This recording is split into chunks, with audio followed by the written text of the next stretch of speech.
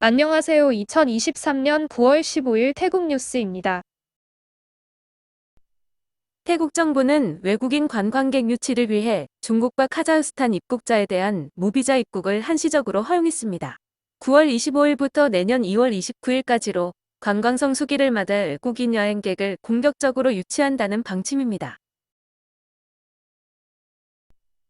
태국의 바다를 찾아오는 한국인 여행객들도 많은데 외국인들은 태국식 물놀이 안전 경고에 대한 지식이 부족한 상황입니다. 당국은 녹색 깃발일 때는 안전한 곳으로 물놀이가 가능하며 노란 깃발은 물놀이는 할 수 있지만 주의해야 하고 붉은 깃발은 위험한 곳으로 물놀이를 금지하는 것이라고 알리고 있습니다. 에너지부는 10월 1일부터 3개월간 15kg들이 조리용 가스통 가격을 423바 이하로 동결한다고 발표했습니다. 이것은 고물가로 인한 국민들의 경제적 부담을 줄이기 위한 정책이라고 설명하고 있습니다. 세타 총리는 테슬라의 일론 머스크 CEO를 만날 준비를 하고 있다고 밝혔습니다. 18일부터 22일까지 미국 뉴욕에서 열리는 유엔 총회 참석차 방문 시 마이크로소프트와 구글, 그리고 테슬라 등 태국 투자에 관심 있는 관계자들을 만날 것이라고 설명하고 있습니다. 태국의 소득 수준으로 비교했을 때 지하철이나 전기, 수도요금이나 통신요금, 외식 비용은 한국과 비슷하거나 오히려 비싸기도 합니다. 태국 방송통신위원회는 태국 내 이동통신 요금이 비싸다는 지적이 나오자 내년 1분기 내로 적정요금 기준액을 마련해 발표할 것이며 매분기 새로 발표될 것이라고 설명했습니다. 태국의 휴대전화 가입자 수는 총 1억 2,640만 건으로 인구의 2배이고 초고속 인터넷 이용자 수는 1,323만 명으로 전체 가구의 56.11%라고 합니다. 세타 총리는 자신의 첫 임기 기간인 4년간 주식거래세를 징수하지 않을 것이라고 밝혔습니다. 총리는 경제 활성화와 외국인 투자 유치를 위해 주식 매각 시 과세하지 않을 것이라고 설명했습니다. 선거법 위반으로 의원 직무가 정지된 까오끌라이당의 피타 대표는 당대표직에서 사임한다고 발표했습니다. 피타 씨는 자신의 SNS에 가장 많은 지지로 제1야당이 된 정당의 당대표는 의원 신분이어야 한다고 강조하며 곧 자신을 대신할 의원이 당대표를 맡을 것이라고 설명했습니다. 지난 7월 방콕 라크라방과 온누스를 연결하는 고가도로 건설 중 교량이 붕괴하는 사고가 있었는데 방콕시는 사고 예방을 위한 건설 안전 기준을 마련할 것이라고 밝혔습니다. 붕괴 사고 현장은 복구가 완료되어 9월 18일부터 2차로가 개통될 것이라고 설명했습니다. 태국 내 인플루엔자 환자가 3배나 증가했다며 주의를 촉구하고 있습니다. 올해 보고된 인플루엔자 환자는 13만 8,766명, 인구 10만 명당 200명 이상으로 평년보다 3배 이상까지 증가했다고 합니다. 인플루엔자 환자 중 송클라와 나콜라차시마에서 각각 사망자가 1명씩 나왔는데 현재 유행하는 바이러스는 A형 독감이라고 설명하고 있습니다. 펌품 교육부 장관은 교사와 학생들의 복지와 교육 향상을 위해 1인당 태블릿 PC를 한 대씩 지급하는 걸 추진하고 있다고 밝혔습니다.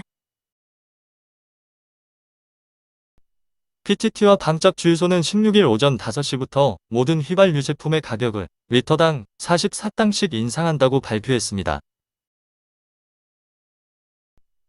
TTB은행은 10월 18일부터 인터넷 뱅킹의 서비스를 종료한다고 발표했습니다.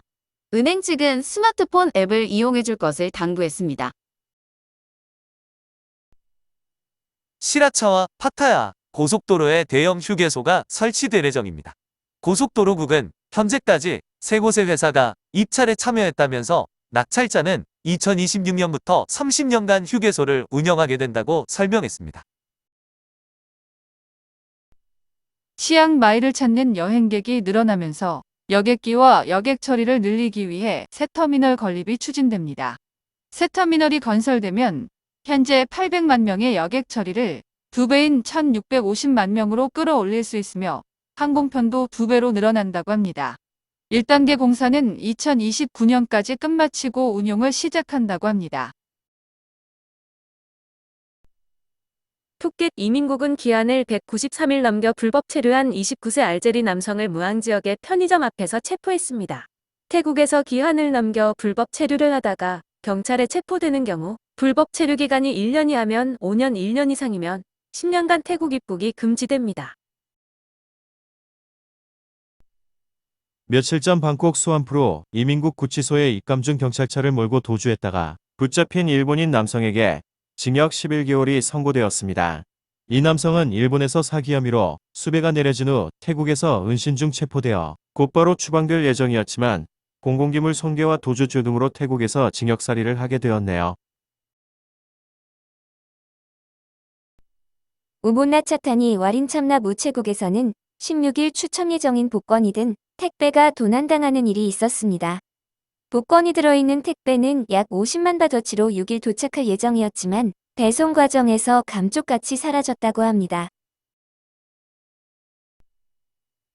깐짜나부리 시사와 지역에서는 주행 중이던 버스가 도로를 벗어나 나무를 추돌하는 사고가 있었습니다.